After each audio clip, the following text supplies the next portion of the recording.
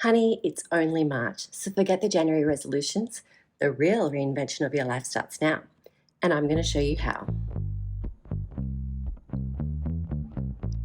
Hello, my darlings, and welcome back to the second season of the Messy Classy podcast. I'm actually super excited for this season, so expect fresh episodes every Friday. Hopefully this Friday, although we are in a cyclone right now, it's going to hit tomorrow, so if you hear any wind or any creaking coming from this podcast, this episode, that's what it's from. But I'm still filming, so fingers crossed. But anyway, I have a lot of episodes filled with ways to level up while still having fun. And that's my goal. I want to be the best version of myself, but I don't want to miss out on having any fun along the way. So if you're new to the pod, I started the podcast because I wanted to live a more classy and elegant lifestyle, but my life still got a little messy and complicated sometimes. So I've embraced that and I've decided I'm just going to be a messy, classy girl. But that's not going to stop me from wanting more for my life and for myself. And as this is the first episode back of the new season, we are starting strong with reinventing ourselves for the rest of the year. Since it's only March, we still have a good 9 or 10 months that we can be the best version of ourselves and start creating that life that we want. So an excellent place to start is always with ourselves, our clothes, our look, our mindset. So let's talk about that first, and then we can move on to our homes, which I think is also a super important place to start reinventing, because that's where you spend the most time and your environment really does shape you into the person that you want to be. And then lastly, we'll talk about lifestyle, the things that you do socially or even solo that help enrich your life even further. Because yes, sometimes we do need to leave the house. I know I love nothing better just to curl up with some Sylvia Plath poetry, but social interaction is important too. So let's start with us. When starting to reinvent yourself, clearly the easiest and fastest way to do that is by looking like the person that you want to become. Now, this isn't only important for you, so you see yourself in the way that you want, but also because other people really do judge you by how you look as well. So last year, I lost myself a little bit. I thought I was rebelling from all the social norms, but in reality, I was just dressing and acting like somebody that I wasn't. I was wearing band shirts, lace skirts, boots. Now, I looked cute and I still think I like the look, but it wasn't really authentically me. And I was also drinking a lot during this time, and it was mostly a way to numb some really tough emotions that I was going through. So I leaned way too much into the messy side rather than the classy. But even with people that already knew me, I noticed that they started treating me differently. And people that didn't know me very well were very quick to judge who I was, who they thought I was. So it led me to veer very far from the person I actually wanted to be. Long story short, it was a bad time. So it just goes to show you how quickly you can reinvent yourself, but you can also do this for better or for worse. It's really quick how others can really adapt to that version of yourself that you're showing them. Because like it or not, people are going to judge you within seconds. Reinvention starts with what they see, but transformation happens when you believe it too. That's why changing your hair, your makeup, your clothes, it's not the full story. It's the easiest part, but unless you start feeling like that person, you're just cosplaying. You really need to believe in yourself as the person that you want to be. That's where the real magic happens. You also need to stop worrying so much about how other people see you. You can't dress or show yourself for other people's approval. It just doesn't last. So this year I've made some drastic changes so I can become the person that I want to be.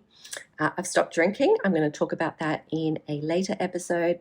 I've started eating healthier, started making better decisions, and I've become really laser focused on reaching the goals that I want to achieve this year and becoming the type of person that I want to be. So which for me, that's someone who lives a healthy, fun, happy, and yes, luxury, bougie lifestyle. But also someone who stands by what I say that I'm going to do, someone who has the integrity that I admire so much in others. So 2025 is off to a great start. I climbed right back up the hill. Long story short, I survived.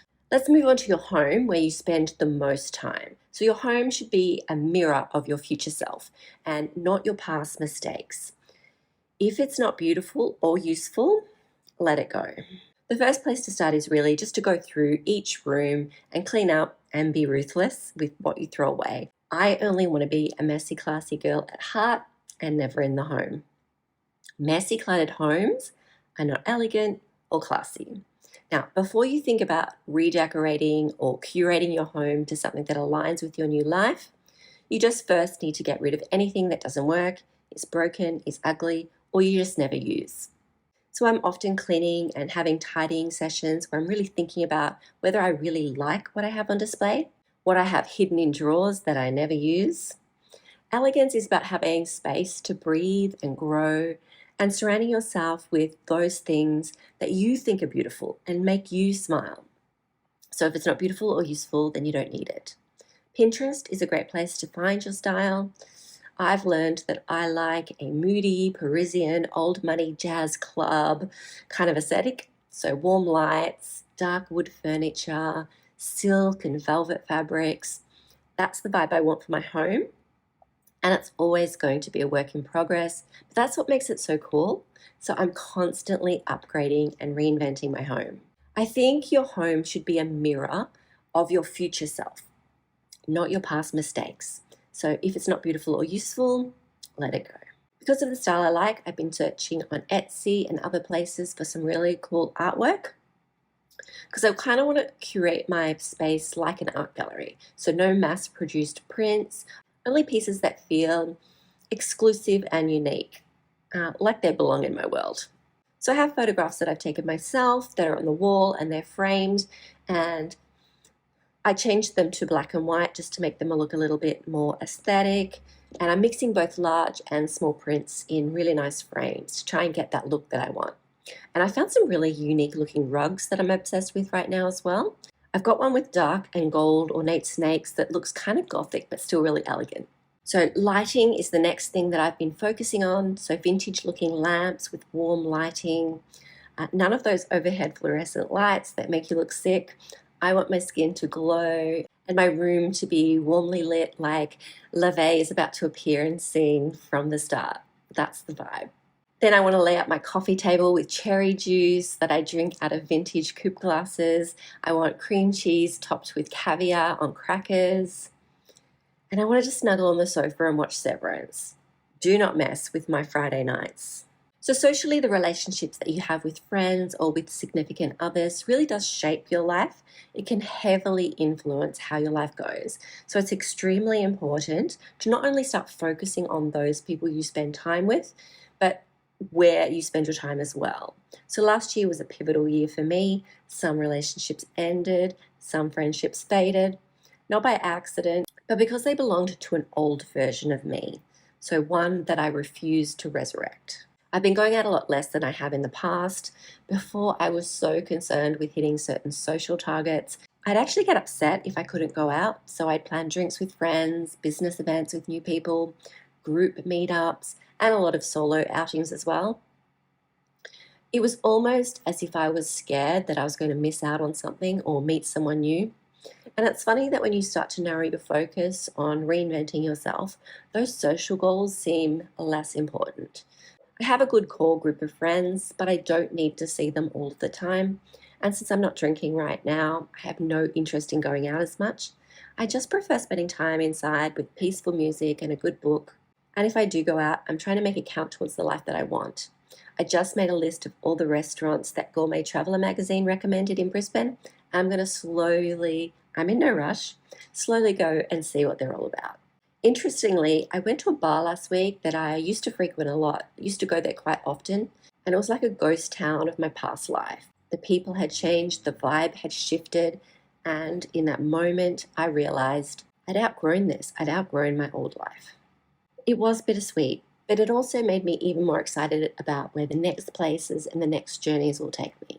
If you want to reinvent yourself for the rest of the year, and you still have plenty of time to do that, this is your action plan. Reinvent your look, curate your space, and elevate your circle. And do it with intention. I don't leave my reinvention to chance. It's scheduled, it's structured, and it's non-negotiable.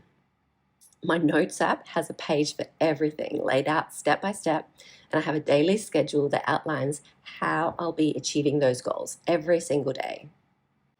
With clothing right now, I'm not actually in a buy state. I'm going through my wardrobe and trying to wear each item of clothing to see if it still fits my style. Not all at once, I'm doing it gradually.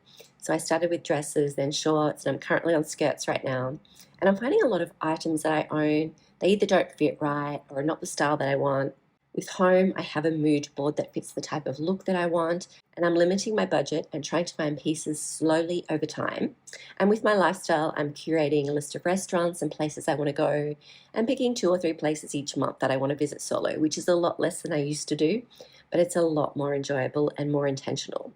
And then lastly, I'm just working on friendships and relationships and around other things I get invited to or I want to do and go with groups.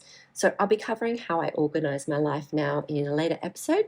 But in the meantime, if you loved this episode, please rate the pod and follow Messy Classy Podcast on Instagram. Let's make this glow up a movement. I want you to have a wonderful weekend. I will see you next Friday. Hopefully, as long as this cyclone goes away fast. Anyway, in the meantime, stay messy classy, darling.